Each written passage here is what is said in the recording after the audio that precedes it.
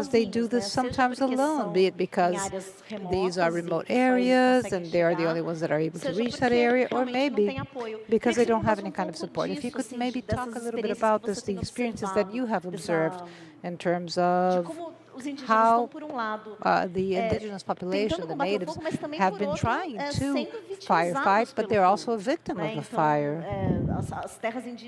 Your native lands, this is the kind of data. The native lands were the type of category that has been burning the Amazon, the one that is burning the most. It is the reservations, the forests and reservations, and it's growing because people are using the drought to, and farmers are using the drought as an excuse to burn reservations and forests. If you could talk to us about this. But first, I would like to talk about one thing. Are we fighting against fire? Is fire the issue?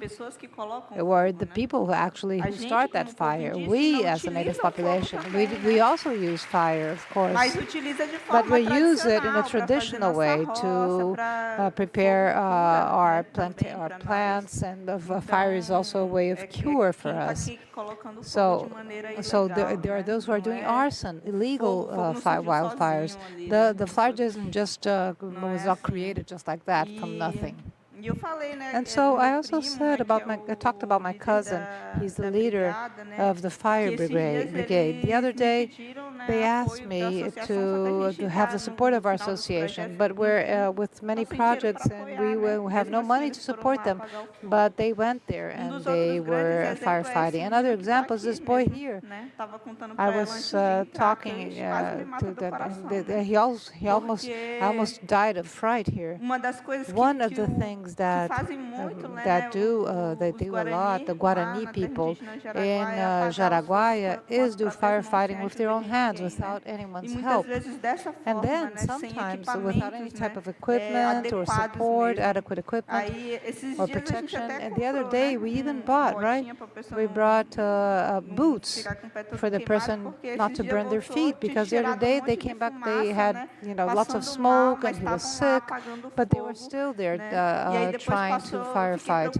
And then I was really worried because he was breathing in smoke and he could be sick, but he was there. He wanted to protect the forest. He wanted to protect a little bit of the native forest that existed in São Paulo, which was protected by the volunteer fire brigade of the Guarani people, and how we have to strengthen these fire brigades. And this is something we see throughout our country. If maybe you don't know, one data I did bring also, and I was talking there, 70%, 50% of the fire brigades are made up of indigenous people. 20% are from the Quilombo, from the Maroon communities. We, the Maroon community, the Quilombo community, are firefighting. While they set fire, we are firefighting. And with great hardship, with the wish of protecting our territory, to protect this life, the animals that are there, to protect our future. As I said, as I talked about my nephew. Yeah, so yeah, that's it. Yes, Txai.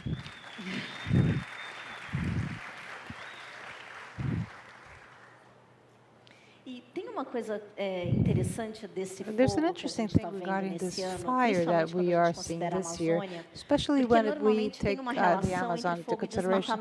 There's always a relationship between fire and deforestation, and the Amazon region is having a mismatch this year, since last year actually, because deforestation has been dropping, however, fire is increasing. But in the Cerrado biome, or the sort of a savanna, Brazilian savanna, this year we still had a high number of wildfires, and then around April it dropped a little bit with regards to the heights of last year, but it's still in very high levels. And also wildfires are happening in the Cerrado biome. We were talking about this, Pablo. If the Cerrado biome, given all these things, there's an enormous focus for the Amazon, but the Cerrado region is smaller. Maybe Cerrado is more of a sacrifice region. If you could talk to us a little bit about this. No Brasil, a gente tem uma cultura... In Brazil, we have Bom, this as pessoas culture, que well, se actually, people preocupam com a questão who are ambiental já é uma worried fatia about pequena da this sociedade. Dentro dessa fatia firefighting is a pequena, small, as it's a pessoas slither of our population. majoritariamente se Most importam people com are árvores. only concerned about Como trees. amigo meu diz, As a as friend of pessoas mine são said, people herbologistas, are mais do que specialists in ecologistas. trees and E not in essa the environment. cultura And this fez com culture que a gente ficasse muito atento allowed us à Mata to Atlântica, be por very motivos attentive óbvios, to foi the o bioma tropical fires. primeiramente It destruído, was the first chegou biome that was na destroyed, UTI, com that 12% we only had 12% da of sua porção our original, original forests 12% extremamente fragmentados, and of our o que rainforest, and they were very gravíssimo. fragmented, which is very E a gente serious. começou a olhar para a And Amazônia then we started também por looking at the motivos óbvios, Amazon porque for a obvious Amazônia é reasons, relevante because the Amazon is para relevant metade do planeta, for pelo menos. half of the planet at least. Mas a gente nunca olhou para a But we never Caatinga, looked o into the Cerrado, o Caatinga Pampa bioma, the e o Cerrado Pantanal, bioma, que são os the nossos Pampa biomas and the não Pantanal region, florestais. which are the non-forest E parece que, então, biomas.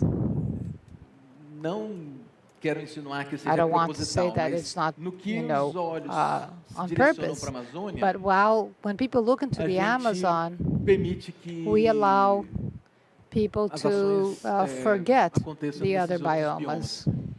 A gente pode ver, a partir do Código Florestal, esse Based olhar. on the O Código forestation Florestal, ele law, traz a instância da this reserva approach, legal, we'll que é uma talk about the porção de legal cada reserve, propriedade which rural is do a país portion que of precisa each ser destinado rural para property in the country has to be conservação. protected for Na Amazônia conservation legal, issues. a gente tem And the so-called legal 80% Amazon, das 80% of the rural pela lei properties que by devem law ser destinadas should be à reserva legal. preserved for the legal Praticamente todo o reservations. restante do país, And most of the 20%. country, 20%. E a Mata Atlântica, And the Atlantic ela tem uma forest, proteção or the especial, rainforest, I'm desmatamento sorry, zero na has a Mata special Atlântica, protection, que é ótimo, zero lógico, não dá pra perder deforestation, mais which nada is nele. great. Of course, we can no longer Eu miss acho anything. que já passou muito But, do tempo you da know, gente it's discutir about time that desmatamento we zero em start, todos os we biomas. have to start discussing Então, a gente zero precisa olhar. deforestation in every biome. We have A gente to, não olha para a Caatinga, we don't look into the bioma do qual eu Caatinga, venho, where I come from, né, dessa minha and estada na Chapada Diamantina.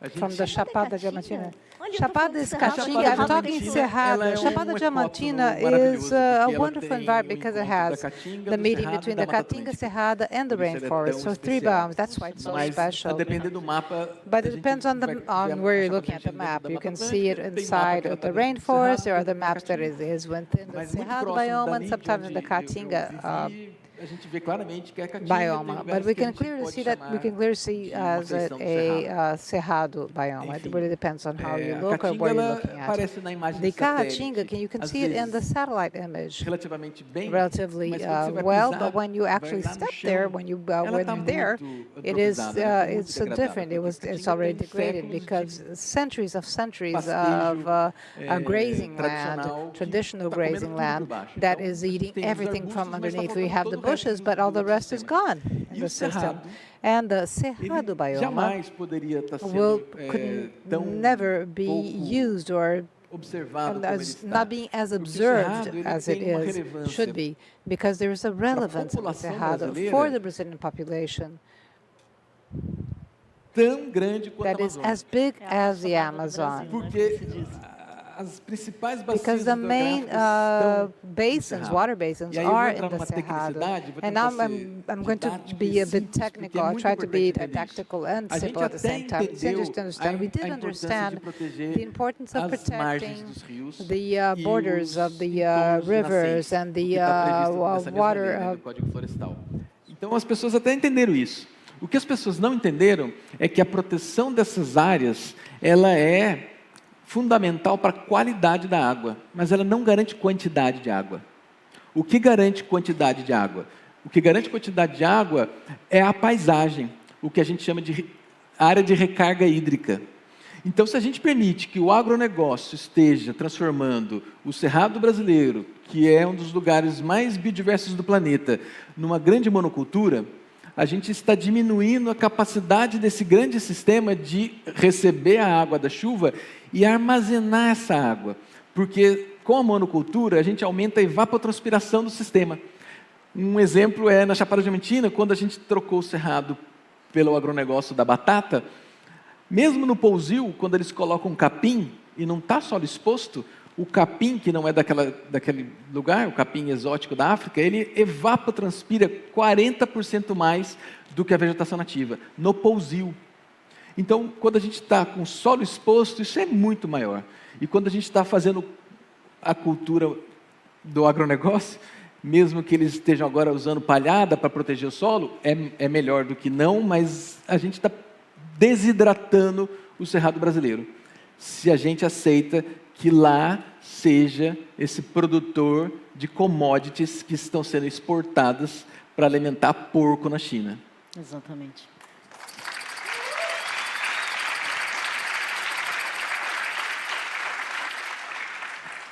E aí, já que você tocou no agronegócio, acho que a gente podia falar um pouquinho sobre esse impacto até nas eleições, né?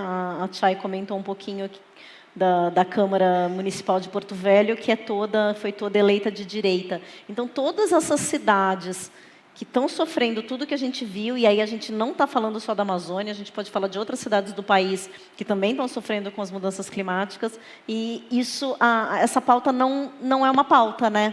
Na hora da eleição. Eu estava vendo um especialista justamente de Rondônia falando que clima lá é antipauta. Falar de clima é ruim. O que é um enorme contrassenso, né? E por outro lado, tem esse esforço de tentar ter candidaturas indígenas, né, Txai? Esse ano, até muito curioso esse dado, as candidaturas indígenas foram as que mais cresceram nesse ano em relação a 2020. Todas as outras que são de declaração de raça, ou até mesmo as brancas, né, entre aspas, elas diminuíram e as indígenas cresceram. Por outro lado, só 9 pessoas foram eleitas como indígenas para a prefeitura, né?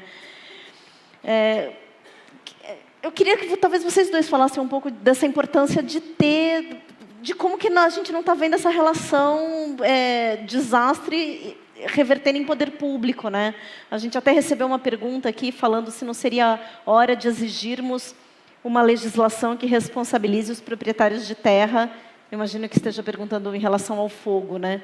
E tem, na verdade, existe essa legislação, ela só não é cumprida, né?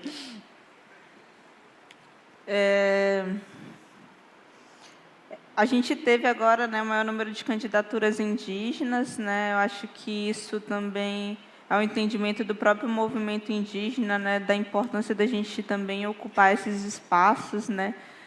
Porque é de lá também que estão vindo os ataques, né? Eles mudaram, assim como a gente mudou a nossa forma também hoje de resistir, né, através dos livros, da arte, né, do cinema e de todas as outras formas que a gente vem resistindo, eles também mudaram a forma de nos matar, né? E hoje é através da caneta, né? É através do Congresso Nacional, né, que tem esse projeto de extermínio para a vida de todos nós, não só dos povos indígenas, né? Porque a tese do marco temporal é um ataque às nossas vidas, né? Se a gente está falando exatamente, né, que a maior base energética do Brasil é diferente dos outros países, não é os combustíveis fósseis, mas quem mais emite gases de efeito estufa no nosso país é o próprio desmatamento, né, para se fazer pasto, né, para a agropecuária. Então, a gente também sabe disso, tem esse fato, e sabe também que é dentro dos territórios indígenas, onde a floresta está protegida, né? Por que a gente está legislando ao contrário, né, das áreas de conservação, dos territórios indígenas e dos territórios quilombolas? Porque eles estão legislando, né, pelos próprios interesses, né?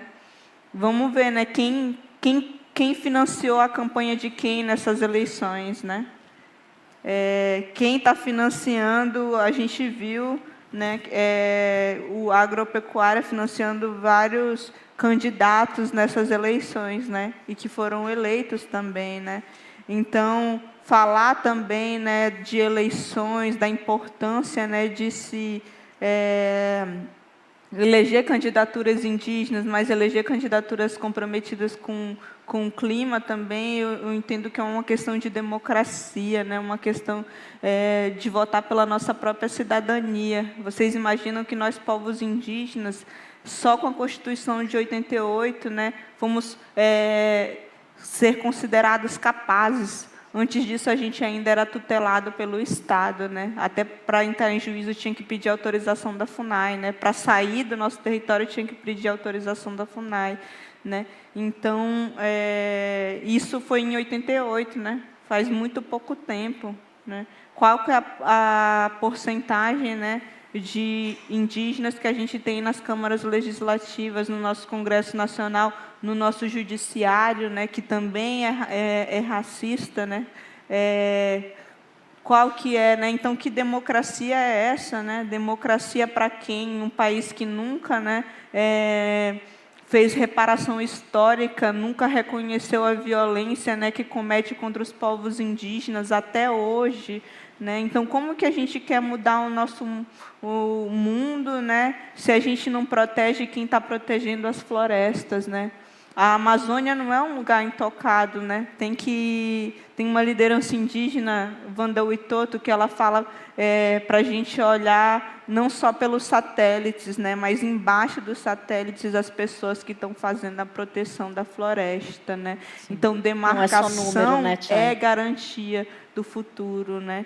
Então, acho que é muito importante trazer esse debate também, mas acho que a solução não vai vir só por aí, né, gente? Vai vir do apoio à base, da transformação que a gente está fazendo no nosso território. Aliás, Txai, vieram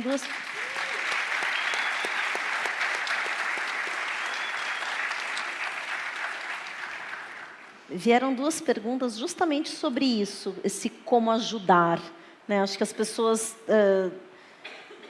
sentem, às vezes, uma impotência, né, de achar que, enfim, o que dá para fazer, né? Você deu até o Pablo deu essa risadinha, porque ele disse que já fizeram essa pergunta de como resolver, e é a pergunta de $1 milhão, né? Mas acho que, mais especificamente, assim, então, por exemplo, gostaria de saber como nós podemos ajudar efetivamente, pois nós já sabemos, já refletimos, já estamos vendo e sofrendo as consequências do fogo e do desmatamento. O que é mais importante para forçar as autoridades a frear a destruição? E aí outra pessoa pergunta, o que a gente pode fazer além de pressionar os políticos? O que podemos fazer para parar esse movimento criminoso? Mas é justamente pressionar os políticos, né? Se as pessoas de fato estivessem pressionando os políticos, talvez as coisas estivessem andando. Mas, enfim, queria ouvir vocês. Nossa, com 8 minutos, né? Não, e aí é tipo 4, porque a Txai... como 4 minutos. Vou começar pelo que a Txai estava falando sobre eleição e democracia. Como um autor e amante de palavras, eu vou pensar na palavra democracia. Se democracia é o governo da maioria, a gente pode se fazer algumas perguntas. A maioria da população brasileira é negra. Será que a maioria da população está fazendo o país, está regendo esse país em prol dessa maioria negra? A maioria da população brasileira é mulher. Será que a maioria da população brasileira está regendo o país em prol dessa maioria mulher? Não acho que é verdade que a gente esteja numa democracia. A gente não vive numa democracia. Nunca viveu. Votar é um passo tão minúsculo para a gente se satisfazer e dizer que a gente vive uma democracia. A gestão da nossa vida precisa ser muito maior do que apenas eleger um representante num sistema completamente corrompido. Então, eu não consigo pensar em outra coisa senão numa revolução que mude esse sistema vigente. Não dá para a gente pensar...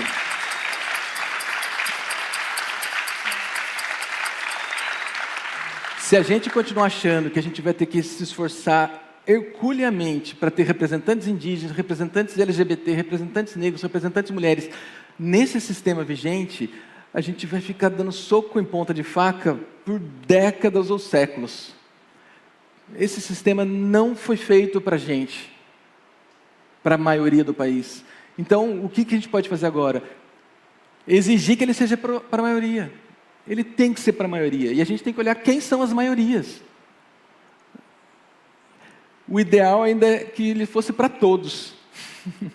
Mas agora um bom começo é para que ele seja das maiorias. E as maiorias hoje são os pobres, os pretos, as mulheres. Já era um ótimo começo. E políticas públicas fossem devotadas para as maiorias. Hoje, por que o agronegócio tem o lobby que tem no Congresso? Sendo que ele representa menos de 2% da população brasileira. E ocupa o território de, sei lá, 40% do território nacional. Como que isso é possível? Eles não são maioria e eles têm a maioria do Congresso. Então começa fazendo esses questionamentos.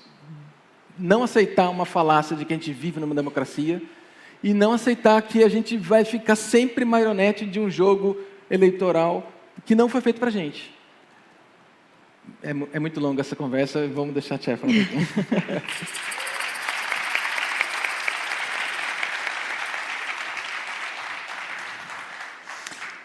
Mas é isso, né, gente? Mudança do clima não, mudar o sistema, né? Mas essa conversa ainda é muito longa para a gente ter, né? Então, e para a gente alcançar ainda mais. Mas eu acho que a gente tem que, para mudar esse sistema, né, entender que existem outros caminhos a se seguir, né? Como nós, povos indígenas, estamos mostrando, né, que é possível, sim, né, viver em harmonia com a natureza. É possível, sim, somos seres natureza, né?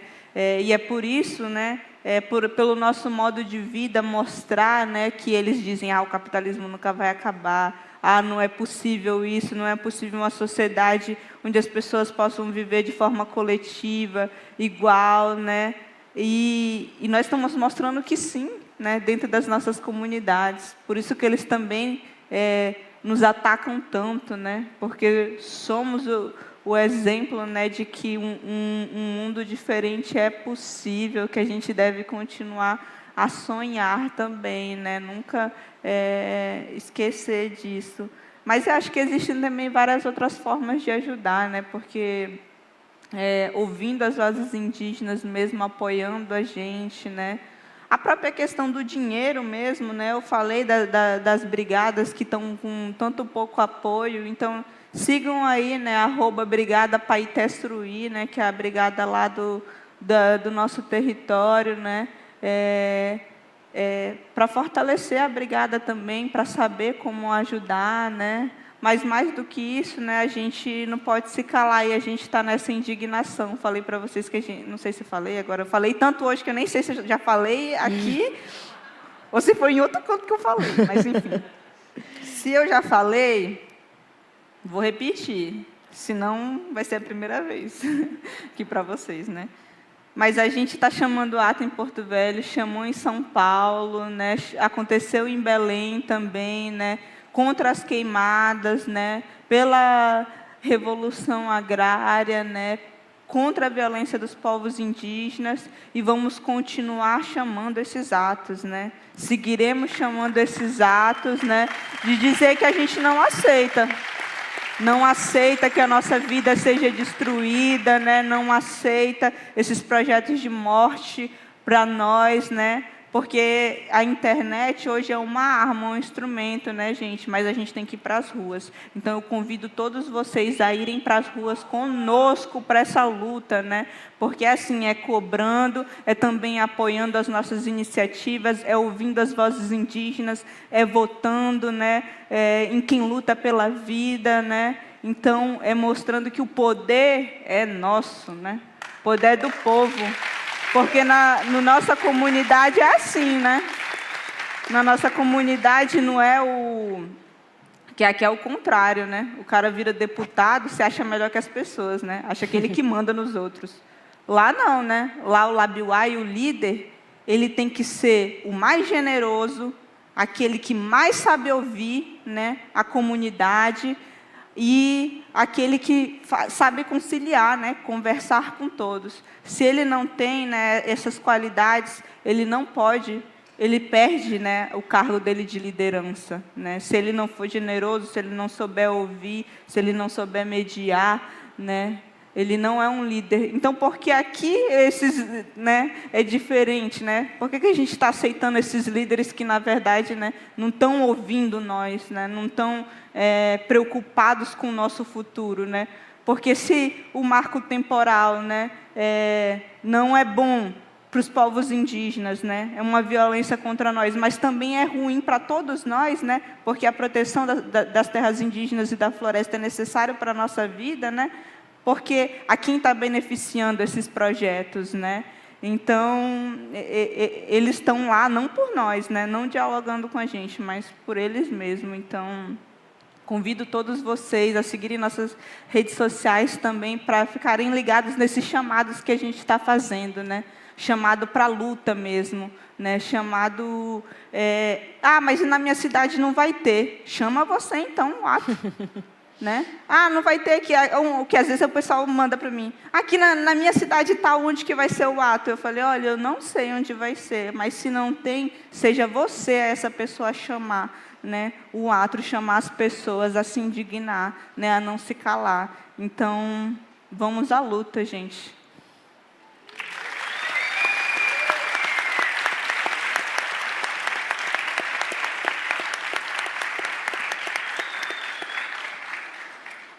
Bom, fomos extremamente pontuais aqui. Acabou o tempo e eu estou falando, acabou o tempo. Gente, muito obrigada por estar aqui com a gente. Obrigada, Pablo. Obrigada, Txai. Obrigada, Flip.